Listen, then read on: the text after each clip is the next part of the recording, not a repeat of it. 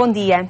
Em contexto de eleições autárquicas, o programa 70x7 desafia-o a tomar o pulso ao seu grau de cidadania, à forma como se envolve na transformação social, como vive e sente o projeto europeu. Em dias de austeridade, onde apenas a economia parece interessar, será que ainda acreditamos na Europa? Estamos dispostos a construir o bem comum? As questões motivaram este ano a análise da Semana Social e passaram também há dias pelo encontro promovido pela Fundação Francisco Manuel dos Santos, num debate que hoje alargamos até si.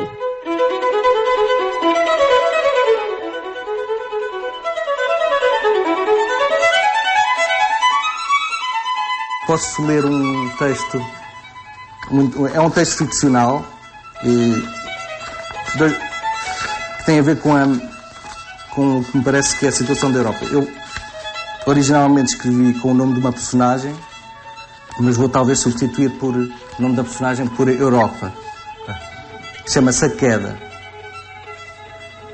Do alto de mais de 30 andares, alguém atira da janela abaixo os sapatos. Eu tinha de Calvino, que era uma personagem, mas alguém atira da janela abaixo os sapatos da Europa e a sua gravata. A Europa não tem tempo para pensar, está atrasada. Atira-se também da janela como que em perseguição. Ainda no ar alcança os sapatos. Primeiro o direito, calça, depois o esquerdo. No ar, enquanto cai, tenta encontrar a melhor posição para apertar os atacadores. Com o sapato esquerdo falha uma vez, mas volta a repetir e consegue. A Europa olha para baixo, já se vê o chão. Antes, porém, a gravata.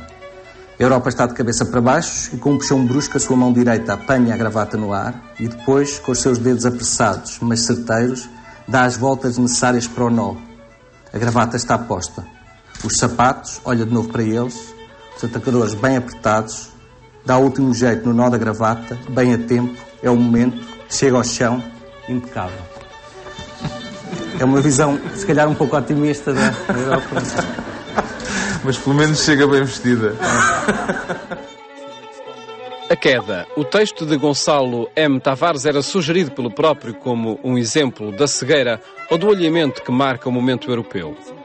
Uma Europa bem mais preocupada com a imagem e o aprumo, que parece ignorar a realidade em que se encontra. As leis à frente dos cidadãos. A pressão financeira acima da realidade social dos Estados-membros. Um projeto que nasceu de uma ideia solidária e hoje parece refém dos interesses de um pequeno grupo. Na Fundação Francisco Manuel dos Santos, o debate era sobre o Portugal europeu e acerca do contributo que cada um de nós está disposto a dar a esta realidade.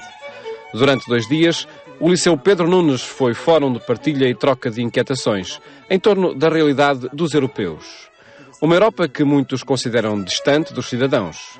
Perguntava-se ali como envolver as pessoas num processo que aparentemente se desenvolve nos escritórios em Bruxelas. Em primeiro lugar, os cidadãos têm que mostrar que estão interessados em conhecer esse projeto. Não basta queixarem-se que não têm informação, é preciso também, hoje num mundo de informação aberta, que tenham a motivação e a consciência que aquilo que se decide em Bruxelas afeta o seu dia-a-dia, o seu cotidiano. A forma como se levanta, como toma o pequeno almoço, como vai para o trabalho, como regressa à casa, como vive com os filhos.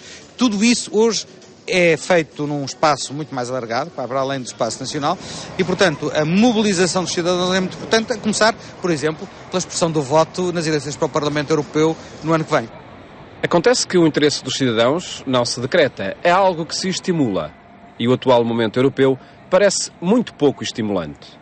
Agora, neste momento, o que é que temos? Temos uma prevalência de uma Europa dos governos, das identidades nacionais, eu diria, dos egoísmos nacionais, as instituições europeias claramente enfraquecidas, o Parlamento Europeu com um papel mais diluído e, portanto, é este aspecto de reconstrução do modelo de desenvolvimento europeu que tem que estar neste momento em cima da mesa. E isso implica também repensar, de alguma maneira, como se aborda a atual crise, como se aborda a resolução dos problemas económicos e sociais. Nós, infelizmente, com a tragédia de desempregados e de pobreza que está a ser espalhada pela Europa, estamos a excluir milhões de pessoas dos valores essenciais da democracia. Há uma ligação direta entre uma grande taxa de desemprego e a democracia. Uma grande taxa de desemprego diminui sempre a qualidade da democracia e diminui sempre a qualidade dos valores defendidos pela Europa. E é isso, basicamente, é esse o grande problema que nós temos diante. E ao enfrentamos esse problema e assumimos que resolver o problema de desemprego é o essencial, tudo o resto é secundário, é resolver o problema de desemprego. Talvez passe por aí a razão dos portugueses surgirem no relatório das Nações Unidas como um dos povos mais infelizes do mundo, em 85º lugar. Na Europa, depois de nós, só a Bósnia, Herzegovina e a Sérvia. Quando as pessoas têm que contar os tostões todos os dias para poder pagar a renda, a comida, os transportes, etc., só podem estar tristes. Têm todas as razões para estarem felizes. Isso tem consequências para as famílias, para as comunidades, para o desenvolvimento das crianças, para a educação, para a saúde, para muitas das dimensões que são essenciais à construção de uma civilização. E, portanto, os portugueses estão tristes, estão infelizes e estão a procurar simultaneamente outras saídas, como é o caso da imigração. E da minha parte, aquilo que mais me entristece, sinceramente, é justamente ver um país que tinha tantas condições para, neste momento, ao fim de 40 anos de democracia, ter uma posição já bastante confortável no mundo, estar num retrocesso civilizacional tão acentuado.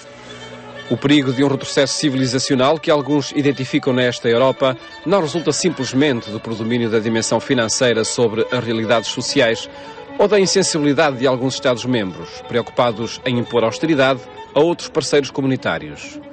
Mais profundo e sério é o desafio da Europa se confrontar com a sua própria identidade e decidir ser ou não fiel à sua tradição. São 1000 anos de história que neste território, do Atlântico aos Urais, do Mediterrâneo ao Mar do Norte, construíram uma realidade cultural que soube integrar as diferenças da multiplicidade dos povos e gerar um quadro de valores que todos partilharam. Valores registados numa matriz cristã que promoveu realidades hoje adquiridas como universais. O respeito pelo outro, os seus direitos, uma cultura da tolerância e da integração.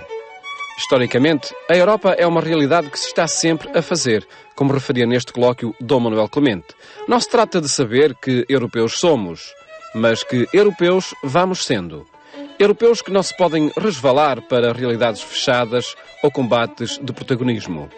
Mas hoje esse problema está efetivamente muito ultrapassado pela própria dinâmica da Europa, que será uma Europa muito mais colorida, não só em termos de cor da pele, mas em termos de cor da cultura, da religião e da crença. E eu creio até que o que é próprio da Europa e o sentir-me europeu é ser capaz de me abranger assim, tão total, tão diverso, tão em movimento. E aí a Europa poderá encontrar para o mundo inteiro, eu julgo, aquilo que é o seu papel, já foi no passado e é o melhor que ela tem para o futuro. Quer ser exatamente este cadinho de civilizações e de culturas que faz de uma maneira positiva uma globalização de cá vamos todos. Eu creio que é sobretudo aí que eu cada vez mais me sinto europeu.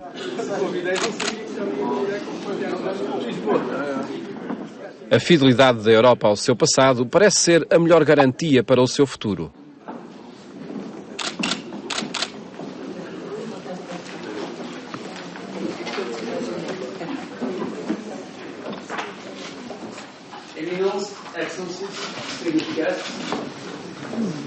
Eu estava em maio também lá em Bruxelas e estava a falar com os responsáveis católicos da cidade e perguntei-lhe a componência socio-religiosa de Bruxelas.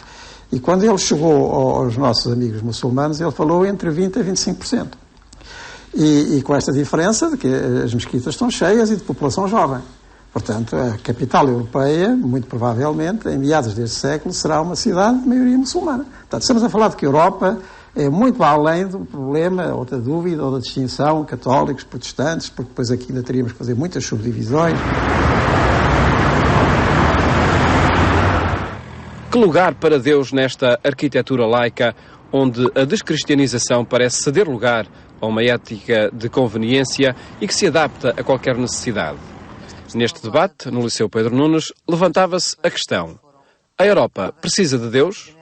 A Europa precisa seguramente de ter consciência de si própria, das suas origens, da sua história, e para que no futuro possa ser fiel a si própria, seguramente que precisa de Deus. Mesmo que muitos europeus não queiram sequer ouvir falar disso. Sim, existe uma matriz cristã, mas existem influências muitíssimo decisivas de outras religiões, não só no espaço estritamente religioso, mas também no espaço cultural, porque se nós pensarmos, por exemplo, naquilo que são as influências fortíssimas do pensamento grego em todo o pensamento europeu, desde a filosofia à matemática, temos que reconhecer que foram os muçulmanos que permitiram a preservação, mas também a reintrodução, depois da Idade Média Europeia, a reintrodução do pensamento grego. E, portanto, não há como reduzir a Europa a uma matriz cristã.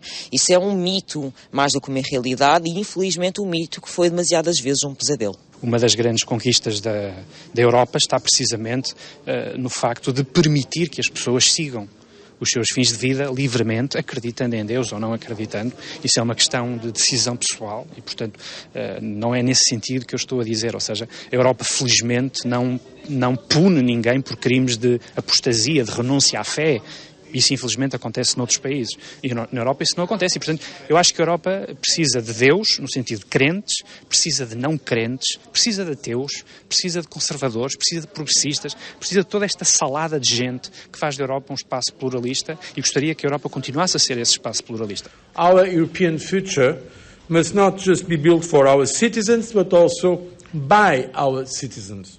A realidade plural, dialogante e solidária será a via de futuro para uma Europa que não se pode vergar apenas a pressões económicas ou ao prumo do politicamente correto. Se o desemprego elevado foi referido neste debate como prefácio de ditaduras, a ausência da fé ou a descrença são estímulos igualmente perigosos. Eu digo isto não como crente, não é essa a questão. Eu digo apenas como interessado no fenómeno histórico e político de saber se é possível que uma sociedade simplesmente não acredite em nada. Historicamente, eu não sei se isso será possível e não sei quais são as consequências deste fenómeno. E a Europa caminha para isso ou não? Eu acho que a Europa caminha crescentemente para isto. E não sei qual vai ser o resultado desta descristianização da Europa. E provavelmente eu já não estarei cá para ver isso, para ver qual é o resultado disso. Mas, sabe, há uma frase do Chesterton, ele costumava dizer que quando os homens deixam de acreditar em nada, eles não passam simplesmente a acreditar em nada. Eles estão talhados para acreditar em qualquer coisa. E a minha grande questão é saber o que é que vai ser essa qualquer coisa. E, portanto, historicamente, sempre que houve um recuo do cristianismo e da religião cristã, e mesmo da Igreja Católica, houve aquilo que o substituto foi sempre pior. Neste quadro ganha relevo o desafio que o atual momento lança àqueles que se acham crentes, que pelas suas convicções partilham uma fé. O desafio de viver a sua implicação no âmbito público, de não ficar à margem da construção do bem comum. Neste domingo, a concretização da cidadania passa pelas urnas. Uma vez mais, somos chamados ao exercício da democracia. O poder local, as autarquias, são hoje uma realidade onde identificamos a nossa ligação à Europa. Nas últimas décadas, os fundos comunitários renovaram a silhueta das nossas vilas e cidades. Multiplicaram-se equipamentos, infraestruturas, respostas modernas a necessidades básicas do cotidiano dos cidadãos. Porém, a crise financeira dos últimos anos arrefeceu o entusiasmo europeu e o envolvimento político de cada um. O descontentamento e a indiferença instalaram-se, o que não representa um caminho para a solução, antes agrava ainda mais a nossa condição. E os cristãos têm de estar na primeira linha desse projeto de construção da sociedade. Até porque o próprio cristianismo nasce como uma nova proposta de ser em sociedade, uma nova proposta de ser comunidade. E isso tem implicações políticas, pragmaticamente políticas. E um cristão não pode estar fora desse jogo, digamos assim. Eu diria que se a política hoje é, em alguns meios, mal vista, porque de facto há exemplos que não são bom exemplo, passa a expressão, cabe ainda mais aos cristãos assumirem essa missão de participarem para que se altere a imagem que se tem da política. É assim que a política deve readquirir a sua dimensão de serviço às populações locais e ao país. Como diz o Papa Francisco, temos de nos meter na política porque esta é uma das formas mais altas da caridade, dado que busca o bem comum. Num contexto como o que vivemos atualmente, em que estão a ser espezinhados e desprezados tantos direitos fundamentais que as pessoas têm, começando pelo direito ao trabalho, o direito ao lazer, ao tempo livre, à educação, à saúde, enfim, podíamos enumerar muitos. Mas neste tempo em que esses direitos estão a ser tão menosprezados e espezinhados e roubados claramente às pessoas, penso que a tarefa dos cristãos fundamental é, primeiro, lutar por esses direitos, para que esses direitos não continuem a ser roubados e, pelo contrário, sejam devolvidos às pessoas a quem têm sido retirados, e depois para que seja devolvida também mais dignidade à vida, ao cotidiano dos cidadãos portugueses. Honestidade e espírito de serviço é o que se pede aos que assumem o desafio da política e a missão de governar. Os cristãos não podem ficar à margem. A todo cristão pertence oferecer a sua ativa colaboração, especialmente quando é convocado para votar. A abstenção acaba sempre no beco sem saída da desistência de contribuir para melhorar a vida da comunidade. Apelamos ao cumprimento do direito e dever de participar na vida democrática do nosso país, votando naqueles que, em consciência, cada um julgar serem os mais aptos para servir o povo nos respectivos municípios e freguesias. No seu comunicado a propósito deste ato eleitoral, os bispos portugueses pedem honestidade aos candidatos e lembram que os cristãos não devem lavar as mãos da política. Se a Europa atravessa uma crise de identidade e se a política se descredibilizou diante da opinião pública, os cristãos, pelo simples facto de o serem, são chamados à prática das boas obras e da construção do bem comum. Dizia o bispo auxiliar de Braga na última edição da Semana Social que os crentes têm de evitar o espiritualismo desencarnado, têm de ser motor da história. E os cristãos têm estado, por vezes, ausentes dos imensos sofrimentos da humanidade. Não que a Igreja não seja pioneira no colmatar de algumas situações de carência, mas no sentido de que muitos membros do corpo eclesial, muitos dos que se dizem cristãos, não só não vivem de forma muito mais radical a relação com o irmão que sofre, como também se evadem perante a dor, a fome, a marginalidade, a pobreza, a questão do trabalho, a violência e a guerra.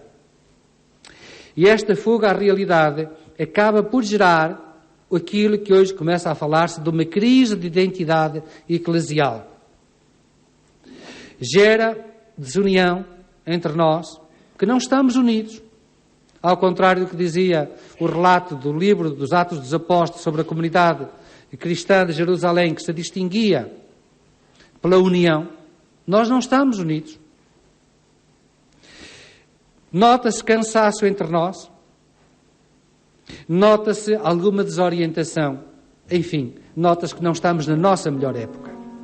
Uma fé reduzida a um conjunto de práticas exteriores que não interferem com a nossa existência concreta é vazia de sentido. A fé não se vive na sacristia, celebra-se sem dúvida, contempla-se também no culto, obviamente, mas depois essa mesma fé tem esse pilar daquilo que é ir à transformação da sociedade. E a transformação da sociedade faz-se metendo as mãos no meio dos problemas, metendo as mãos no meio das situações que existem, para que se possam encontrar as melhores soluções. Desta vez, no Ano da Fé, a Semana Social chamava a atenção para o testemunho da caridade. Um apelo ainda mais urgente no momento em que a sociedade portuguesa parece oscilar em demasia entre o conformismo e a incapacidade. E há uma tendência, na minha opinião, perigosa na sociedade portuguesa para nivelar tudo por baixo. A sociedade portuguesa tolera pouco as elites não no sentido financeiro do termo, mas as elites no sentido de poderem ser exemplares, a elite do exemplo. E muitas vezes, a própria comunicação social, entendida no seu sentido mais alargado, não apenas dos meios propriamente de comunicação social, leva a que se valorize as partes mais negativas, a ausência de princípios, de valores, e não justamente o contrário. Portanto, eu acho que esta é sobretudo uma batalha de valores É uma batalha de desassossego, de inquietude. E que os cristãos aí têm um papel muito relevante na sociedade, o tal papel do testemunho, do serviço e do exemplo. No momento de descrença nas respostas da política e das instâncias comunitárias, o exercício da caridade é para os crentes obrigação do envolvimento no bem comum. O bem comum é esta busca não do meu bem, não do nosso bem, não do bem do meu grupo ou da minha comunidade ou da minha igreja, do partido A ou do partido B ou da instituição C, mas é o bem comum, o bem de todos. E este bem comum, este bem de todos, muito mais facilmente se consegue se todos remarem no mesmo sentido. E é isso que nós, como comunidade, como instituição eclesial e do Evangelho, gostamos e pretendemos e devemos sê-lo de mãos dadas e articuladas também com as outras realidades civis e cívicas à nossa volta. Enquanto cristão, obviamente que se isto nos faltar, há algo aqui da vivência do Evangelho que precisa de ser apurado. Nós temos que, como cristãos, não estar apenas na perspectiva da conquista da cidade de Deus, mas, usando esta teologia de Santo Agostinho, defender bastante e lutar bastante pela cidade dos homens. E isto é o que hoje se diz na doutrina social da Igreja, a defesa do bem comum. Portanto, não se é cristão se não se está embrenhado, como se costuma dizer, se não se está disposto a sujar as mãos. A caridade não é prover a necessidades momentâneas, mas a promoção integral da condição humana. Não estou a pensar apenas na minha vida, no meu bem-estar, mas estou a dar o meu contributo, por pequeno que seja, insignificante que seja. O Evangelho fala do óbolo da viúva, não é? Portanto, todo e qualquer cristão pode e deve fazer de harmonia com as suas capacidades, não é? Se eu sou político, pois como político terei que trabalhar pelo bem comum em termos de coerência, em termos de honestidade, em termos de fidelidade a determinados valores, não é? Se eu trabalho numa empresa, pois é nessa empresa que eu terei que dar o meu contributo, naturalmente, para que o bem dos outros seja atingido, não é? Se a minha vida é de uma pessoa, porventura analfabeta, sem grande competência, sem grande capacidade, também há alguma coisa que eu posso fazer e posso oferecer. No reino de Deus e na Igreja não há inúteis nem inválidos, não é? Todos têm um contributo a dar. E o contributo pode passar por assumir o social e o político como uma seara de trabalho, a vinha para onde se pedem trabalhadores com humildade e espírito de serviço. A política é uma ocasião excelente de enobrecer quem está nela e de enobrecer o povo que serve. E é isso que nós esperamos de todos aqueles que estão implicados nestes cargos de responsabilidade na política, quer a nível local, nas autarquias, quer a nível geral, no governo da nação. E hoje a política necessita de pessoas que não tenham vergonha de pautar a sua vida por valores evangélicos, que são valores humanitários, não há aqui antagonismo nem oposição, completam-se, né? Então a política necessita e tem necessidade absoluta da presença dos cristãos. O que é que importa? Importa que, efetivamente, os cristãos que estão na política não necessitam de usar o nome de cristão, mas precisam, sem dúvida nenhuma, porventura, de trazer um estilo novo e uma maneira nova de fazer política, na linha daquilo que eu dizia antes, não é? Na linha de uma aposta consciente e coerente na procura não do bem de alguns, mas do bem comum. Mais do que um desafio, fica a obrigação. Ninguém está excluído do exercício da caridade. O bem comum é responsabilidade de todos, cada um à medida da sua ousadia e generosidade.